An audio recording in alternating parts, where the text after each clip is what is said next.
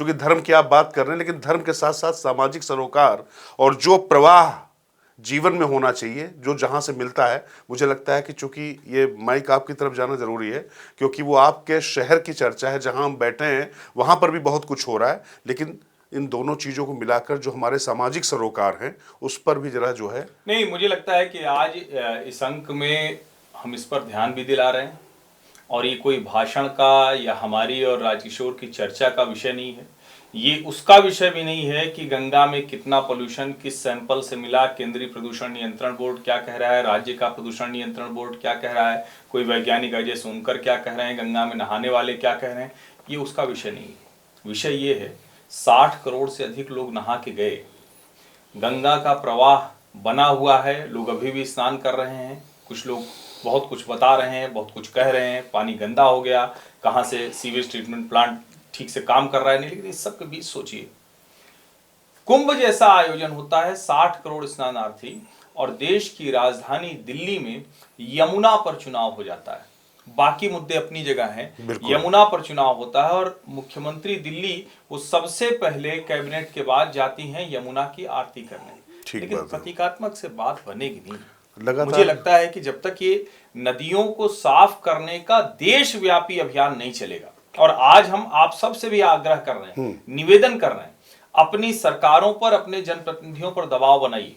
और ऐसा नहीं हो सकता है कि आप सारी नदियां सूखती जाए, सब गड़बड़ होता जाए, सब गंदगी होती जाए, रोज नाला बढ़ता जाए, और हम कहें कि अगले कुंभ में या अगले माघ मेला में फिर गंगा में स्नान कर लेंगे स्वच्छ जल में। हो पाएगा क्या? ऐसे होता भी नहीं। देखिए, कुल मिला के आप समझिए, जब एक श्लोक है, बस इतना है कि वेगा नाम नदी, जहां पर आवेग है वहां पर नदी है, लेकिन वो नदी में पानी होना चाहिए। और यहां पर एक बात आप समझिए कि हम लोगों ने पहले दिन से ही, जिस समय दिल्ली का चुनाव हुआ था और कहा था कि इस यमुना के मुद्दे पर, नदियों के मुद्दे पर हम लोग लगातार चर्चा करेंगे, और जो आए हैं उनको भी याद दिलाते रहेंगे। अच्छी बात है कि नई मुख्यमंत्री जैसे ही चुनकर आई वो तुरंत वहां पर गई। बस ये प्रतीकों पर हम अब ठहरने नहीं देंगे, आप भी मत ठहरने दीजिए। हम लोग यहाँ पर कोई, शुरुआत में जैसा कहा कि भाषणबाजी करने नहीं है, हमको और आपको अपना दायित्व समझना पड़ेगा कि हम ना सिर्फ इन नदियों को पूरी तरीके से स्वच्छ, शुद्ध और निर्मल करने के लिए अपनी तरफ से जो योगदान दे सकते हैं दें, सरकारों पर, सामाजिक संस्थाओं पर, तमाम एजेंसियों पर दबाव बनाए। जरा एक चीज समझिए, दुनिया भर में जितने हिंदू हैं उनकी लगभग 50% आबादी एक शहर प्रयागराज में जाकर डुबकी लगा लेती है। बिल्कुल। आप सोचते हैं कि आस्था का इतना सतत विराट स्वरूप कहीं आपने देखा है? पूरी दुनिया में कहीं चीजें मिलती हैं। ये क्यों है?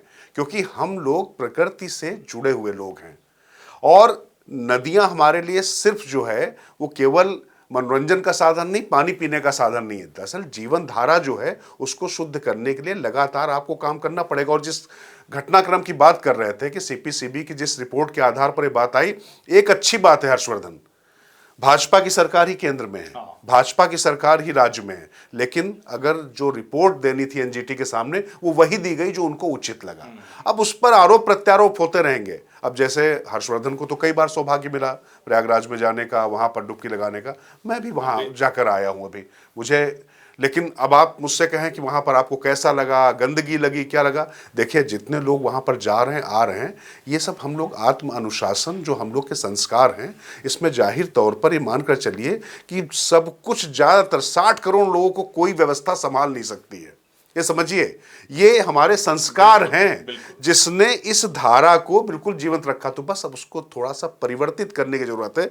जो नदियां हैं, चाहे गंगा, यमुना, सरस्वती, गोदावरी, कावेरी, नर्मदा, जो भी नदियां हैं जिसके इलाके में हैं, वहां पर आपको इसके लिए पूरा प्रयास करना पड़ेगा। हमने तो लिखा भी अपने एक्स पर, वो जो हाँ, हर्षवर्धन ने पोस्ट लिखी है, उस पर योगी आदित्यनाथ जी को आग्रह किया कि कुंभ अच्छा हो गया, बहुत बढ़िया हो गया, लगभग जिसको कहें कि 26 को आखिरी स्नान है, ये जो आपके शहर की नदी है, तो हम तो अभी प्रयाग नहीं है, प्रयाग तो हमारा घर है, जाते आते हैं, बड़ा आनंद आता है, लेकिन हम अपने बगल की हिंडन के तो पास से नहीं गुजर पाते। तो हम सिर्फ यमुना के लिए क्यों कहें कि वहां से नाक दबा के गुजरना पड़ता है। हिंडन पर भी जो गाजियाबाद और नोएडा से गुजरती है, काला गंदा जहरीला पानी है, उस पर भी ध्यान देना पड़ेगा। और जब मैं यहाँ के, चूंकि हम लोग नोएडा में हैं तो हमारे बगल में नदी दिख रही, आपके शहर की जो नदी है, और आज इसीलिए आज की बातचीत राजनीतिक बात तो हम करेंगे ही, शुरुआत ही उसी से की, लेकिन मूल बात आज नदी और पानी की। देखिए अब ये फरवरी बीत रही है, अभी होली में जमकर रंग खेलेंगे, पानी बहाएंगे, सब कुछ आनंद आएगा। लेकिन भैया जब नदी ही धीरे धीरे सूखती जाएगी, कुएं सूखते जाएंगे, तालाब बावड़ी सूखती जाएगी, पानी गंदा होता जाएगा, नाला गिरने लगेगा, जहर आएगा, कैसे करेंगे ये सब? और जो अभी राजेश्वर ने कहा वो उसको फिर से मैं दोहराता हूं, हम तो प्रकृति पूजक लोग हैं, हमारा तो बिना पेड़ बिना पानी के कुछ होता ही नहीं है। कोई पूजना क्योंकि कोई तो पूजना सफल ही ही नहीं नहीं हो है। सकता है। हम तो मतलब जिसको कहें कि सामान्य जो बहू आती है या मुंडन होता है तो वो तालाब या कुआं या उसके किनारे होता है, नदी के किनारे, वो भी आप और सोचिए गांवों में गुड़िया पीटनी बंद हो गई है, क्योंकि गांवों में तालाब खत्म हो गए। होली से मतलब होली से जुड़ी बड़ी परंपरा थी, जो बेटियां महिलाएं सब जुटती थी और वो सारा। मैं आज इस एपिसोड पर ये कह रहा हूं, और हम लोग जब इस पर बात कर रहे थे तो ये हुआ कि चर्चा क्या करेंगे, तो चर्चा नहीं करेंगे हम जो कह रहे हैं आप इसको चर्चा बनाएंगे। बिल्कुल, ये इनको बनाना है। बिल्कुल, क्योंकि देखिए जीवन और मरण सब कुछ हमारा पानी के इर्द गिर्द ही है। अब इसके बीच में अगर हम पानी को ही खत्म हो जाने देते हैं तो सबसे पहले तो अपने आंखों का पानी मत मरने दीजिए।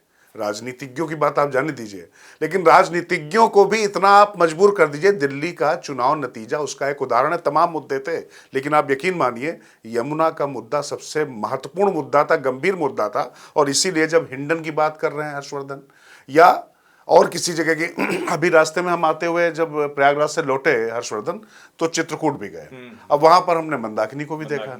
अब मंदाकिनी को लेकर कुछ काम जरूर हो रहा है, लेकिन वो इतना काफी नहीं है, प्रयास थोड़ा ज्यादा करने होंगे। और ये सरकारें भी करेंगी, और सरकारें तब करती हैं जब आप दबाव बनाते हैं। क्योंकि मैं एक बात बताइए, 60 करोड़ लोग अगर प्रयागराज में हर्षवर्धन डुबकी लगा सकते हैं और वहां पर प्रवाह सतत बना रह सकता है, तो सिर्फ जो है कुछ सालों का इंतजार क्यों किया जाए? हमेशा क्यों ऐसा नहीं किया जाता? नहीं हो सकता, ठीक बात है। क्यों नहीं कर सकते आप? राइन क्यों नहीं बना सकते? टेम्स क्यों नहीं बना सकते हैं? और हम कह रहे हैं कि उनसे हमारी नदियां ज्यादा संसाधन और ज्यादा उसमें प्रचुर खनिज और सब कुछ है, कहीं कोई मैच नहीं है। व्यवहार के तौर पर भी करना पड़ेगा, जो जहां भी नाले। और मैं तो कह रहा हूं कि आप लोग भी अपने अपने आसपास की नदी उसको देखिए, पुनर्जीवित हो सके, कोई नहीं है नदी तो वो करिए, जो है उसका प्रवाह बन सके वो करिए। कहीं गंदा नाला जाता है तो आप खुद ही फोटो खींच के डालिए ना, दूसरे की क्यों कोशिश करेंगे? जिसका भी कोई पत्रकार अलग से तो जरूरत है नहीं, कोई पत्रकारिता के लिए अलग से, इसमें आज के समय में तो सिटीजन जर्नलिज्म है। तो आप अपने शहर मोहल्ले गांव जहां भी है वो ये काम करिए, क्योंकि देखिए नेताओं का पानी तो उतरा ही रहता है।